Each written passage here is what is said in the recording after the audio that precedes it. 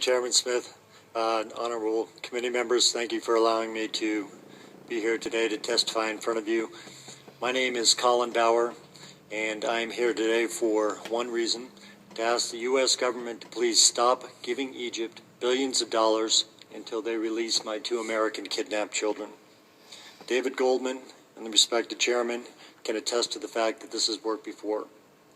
And I think that once you've heard the facts in this testimony, you'll be compelled to agree that we can't continue to blindly find a state that has sponsored, aided, and abetted crimes against not only Americans, but defenseless American children.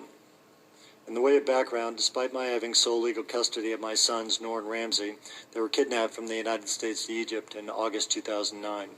Today's testimony marks the second time in the past 2 years I have testified in front of this honorable committee. Meanwhile, my boys remain illegally held in Egypt, as do 20-plus other American children, including Blake Cleveland, whose father just called me yesterday, all in danger, suffering child abuse, and having their human rights compromised.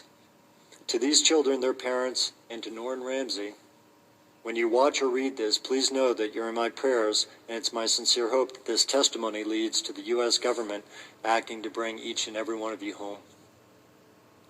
Year after year, the U.S. government sends billions of taxpayer dollars to the government of Egypt, with the U.S. Department of State and the White House using waivers under the guise of national security to get around conditions Congress tries to put on the aid. As to whether Egypt deserves this aid, please note some of their behavior since 2009, when my children were abducted, during which they continued to receive their annual billion-plus dollar stipend. They've engaged in state-sponsored crime.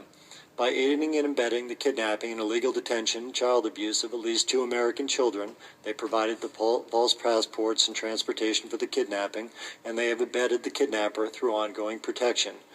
They've directly threatened U.S. national security. They issued false Egyptian passports for the purpose of committing a crime in the United States, and for nearly 4 years they've refused to respond to formal requests from the U.S. government for information around how or why these passports were issued. This is in direct contravention of the bilateral mutual legal assistance treaty. The government of Egypt has refused to acknowledge the Hague Convention principles or to commit to joining the convention, and they continue to regularly commit flagrant human rights violations. If supporting this country without conditions is American foreign policy, then American foreign policy isn't working. Not only are we not getting what we pay for, Egypt has thumbed its nose at real reform and at our leaders. I've seen my boys less than a handful of times since they were taken. Each visit was in Egypt, and each was attended by a large band of Egyptian relatives and government security personnel who watched the boys' every move, scrutinized the boys' every word. The boys were understandably anxious, and they behaved unnaturally. My last visit with them was in January 2012. Both my mother and myself and the U.S. Embassy personnel who attended this meeting, noting it was clear that the boys wanted to interact with me. They wanted to be with me. And that is precisely, I believe, the reason why Mirvat El-Nadi, their mother, has forbidden me any contact with them since that time. I practice one-way communication in the form of posts that I send to them on a committed Facebook page every week. That's all I can do. In 2010, I fought for and won an Egyptian court order allowing me to visit my children regularly. I'd made 8 separate trips to Egypt to see my boys with no success despite this order. On these trips, I sat alone at a park with bags full of letters, toys, magazines, sports equipment, other mementos, waiting 6 hours hoping to see, speak with, and hold my boys again. They were never brought to these visits. I've been forced to retain new counsel in Egypt at the behest of the State Department with no recourse.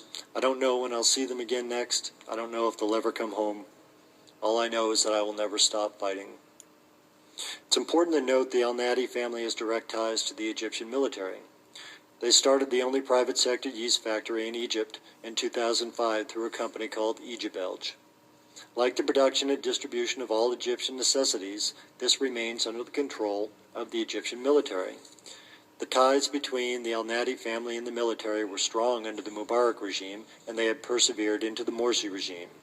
The El-Nadi family has been allowed to ignore both Egyptian and U.S. court orders and refused communication